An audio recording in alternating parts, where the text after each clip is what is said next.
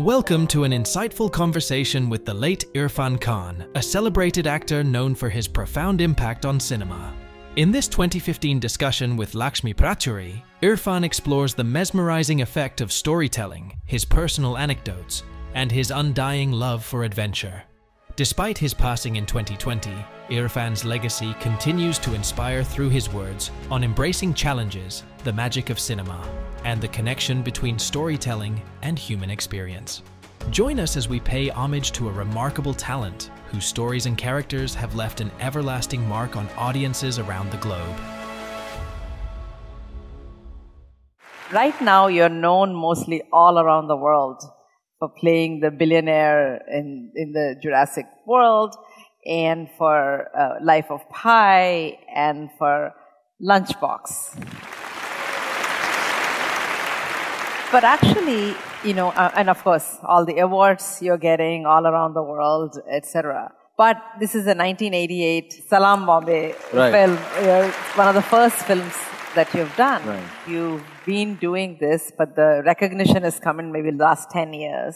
Right. So as but your work, your dedication, your interest is the same. So in what way has people's behavior toward you changed in the last 5 years? When I started, people used to consider me as a good actor, but I could see that I am not ruling their heart. I am not creating a spell in their heart.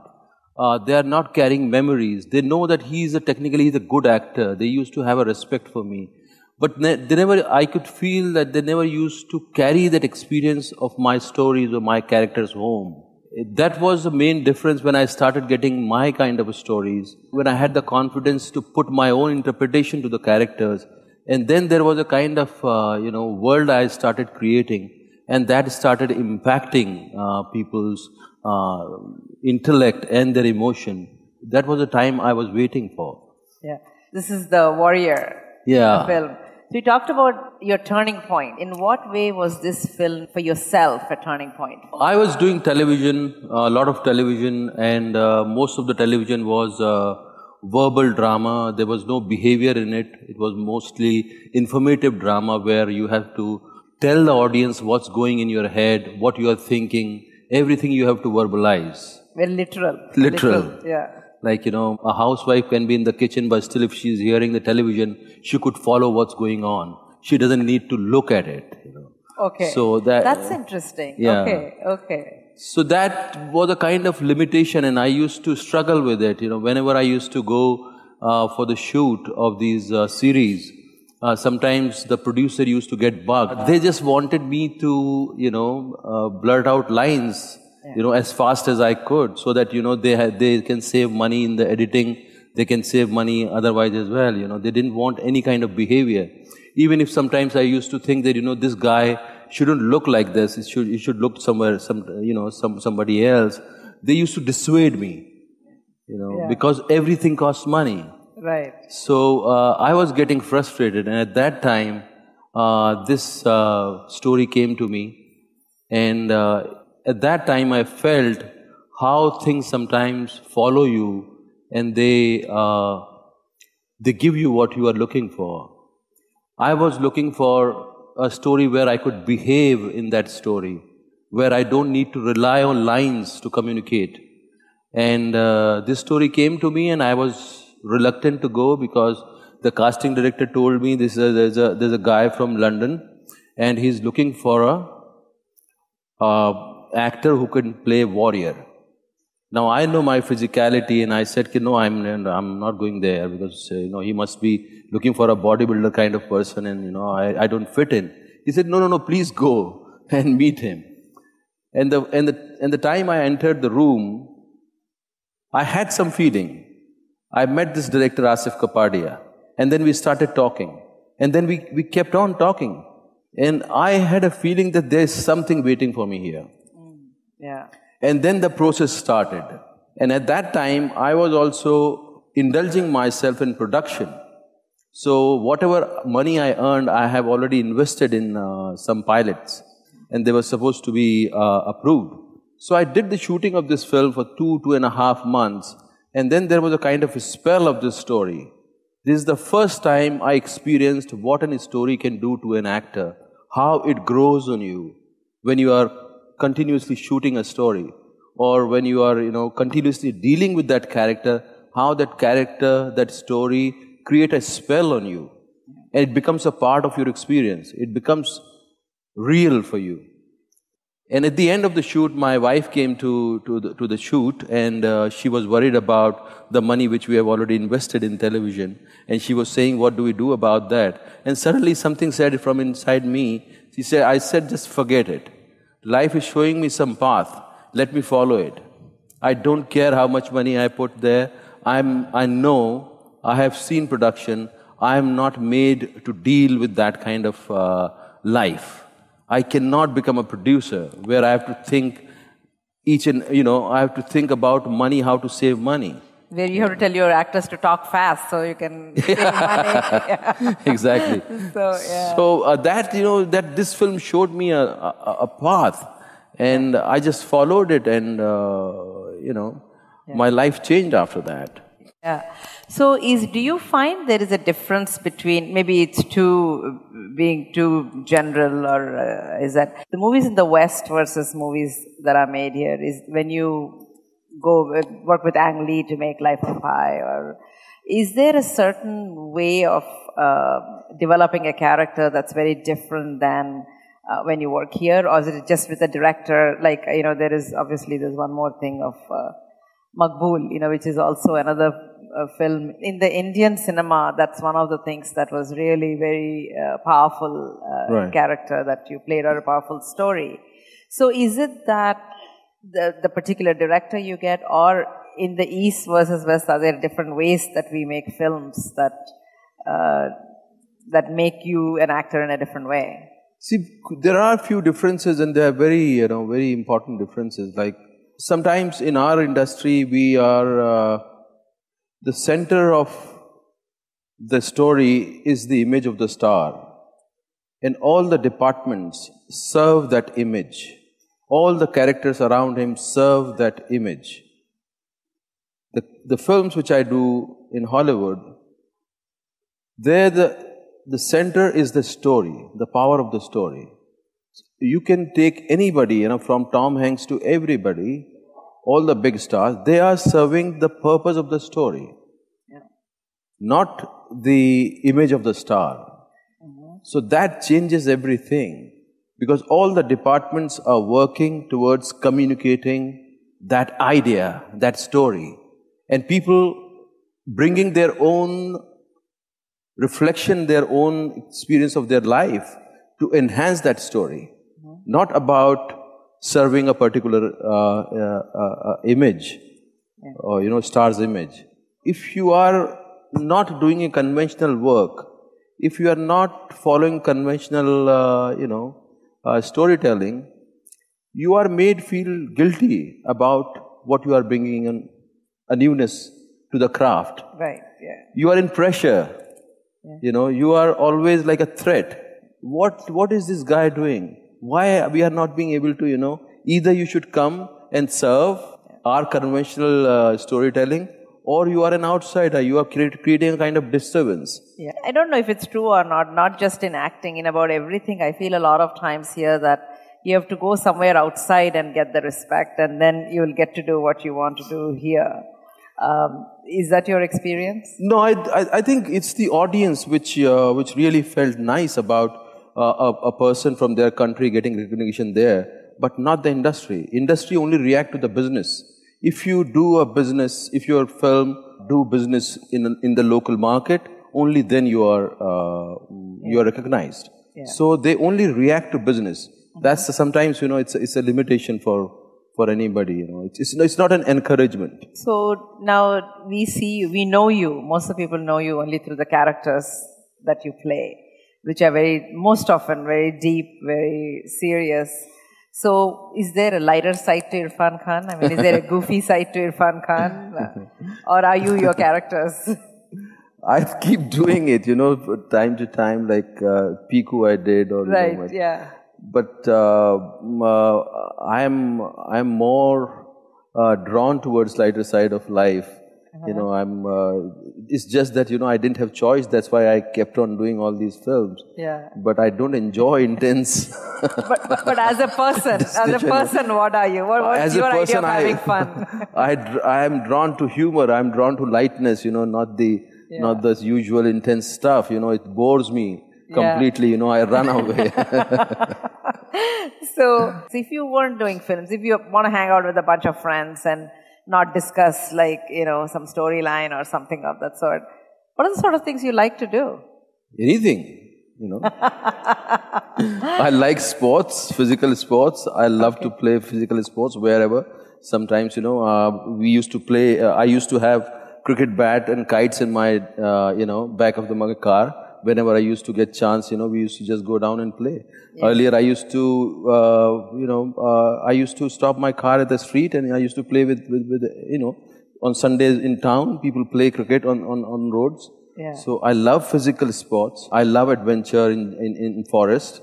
Forest is something, you know, which just, it creates a spell on me. It's like, you know, I forget the language when I go to forest. And it just put me into a deep silence. And it's a kind of high which I get. I think it's my childhood because my father used to take me to forest in my childhood. And I'm deeply connected to forest.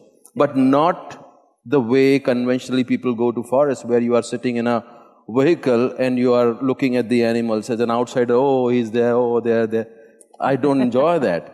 I only enjoy when I go in the forest, the way the animals are. You should be exactly in the same level, where, you know, you shouldn't be in a vehicle. You should, you know, just walk around and see. Yeah.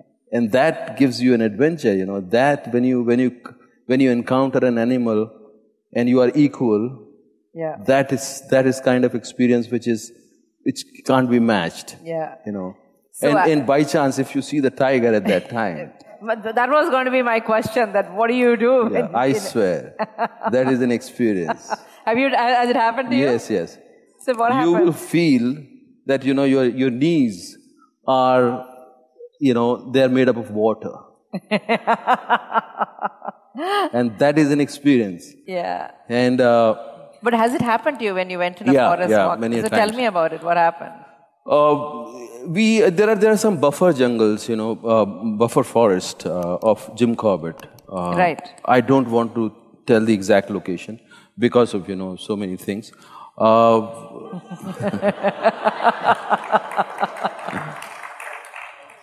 And they are still pristine forest, you know, they are still untouched. Although poachers, you know, they find out things about it, but it's still, you know, they are forests like, you see a tree which has fallen down 20 years back, they're still there, it's getting decayed, and you see that there's not many people come there. Mm-hmm. In those kind of forests, when you go, and you know that, you know, after 5 meters, you don't know what is there. It's so dense. Yeah. So when you go there, and when you're walking around, you know, on the river bank, and you don't know what is there. Suddenly, you know, we were there, and a guy from local guy was with us, and he just has one stick. That's it. And there was a mound, and after that there was a deep inside. And as we, you know, climbed on that mound, like, you know, 10 meters away, there was this tiger, and suddenly growled. It growled, but because, you know, what happens when the tiger is there, he first, you know, he warns you, then growls. Then when you are too close, then he attacks with fright. You know, he doesn't attack because of, you know, because, you know, he's basically trying to save himself. Yeah. So, unfortunately, you know, the distance was too close. So he suddenly growled and he started growling. And then this guy panicked.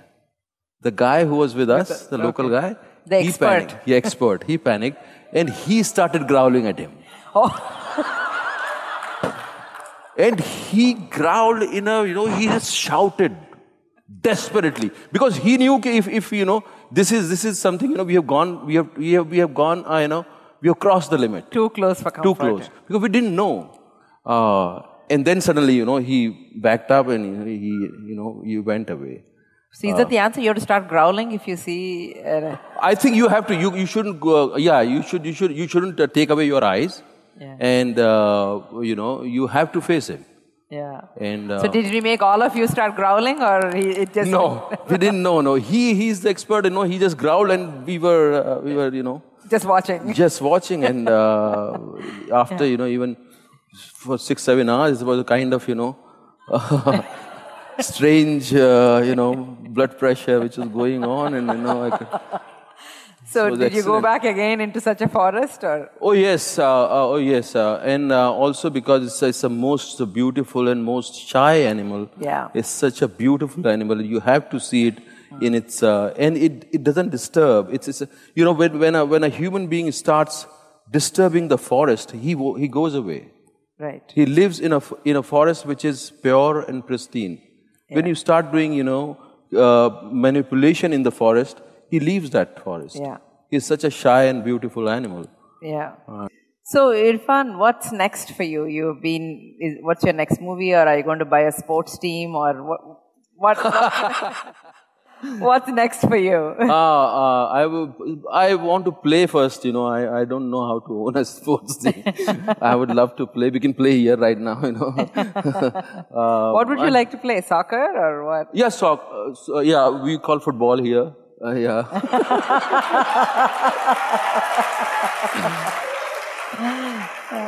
From football to kabaddi to kho-kho to cricket, anything, badminton to anything, which shakes your body. Right. Maybe we should auction a game with Irrfan to raise some money for the next charity. Yeah, I was saying, let's make a league of what do you call here, Lagori. Yeah. Okay. I think they haven't really thought about it. It could be a very entertaining television game. Yeah, I think we should produce that now. Let's see. So do you have, as parting words, what are you doing? What is the next movie? What is the next journey? Which country are you going off to? I have just finished a film called Inferno, which is a third series in that Da Vinci Code series. Right. Written by Dan Brown. Yeah. Yeah.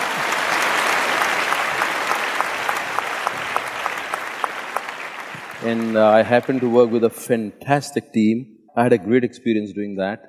And one of the few actors turned directors who's been really... I spoke to him about this, and he said, I was not as creative as an actor.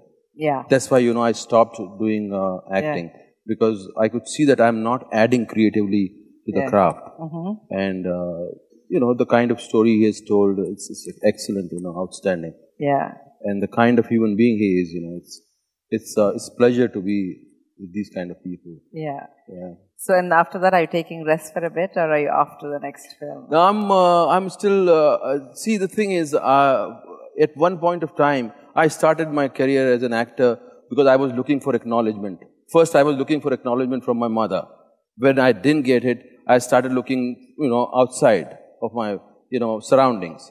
And that somehow manifested into, becoming an actor that, I thought actor, basically it was for acknowledgement. And then through, after drama school and, after many years, I came to know this is not acknowledgement. It is an experience, which you share with the audience, and that becomes your, wealth. That is the most important thing. When you do a story, you pour in your life and you make that thing, that story an experience for the audience, and that becomes an experience for the audience. And that sharing is something which is so precious, you cannot match that kind of thing. Okay. So that is something, very, very special to me as an actor. Yeah. And sometimes I don't plan, I rely on how nature, nudges you, and you follow that, and see what's going to happen. Great. Thank you so much for your time, Irrfan. Thank you very much. Visit our site, EnglishSpeechChannel.com, for exclusive access to video transcripts, offline audio, English lessons, and private classes. Don't forget to explore our free and new ebooks. Also, subscribe to our weekly newsletter for the latest updates. Links in the description below. Thanks for your support.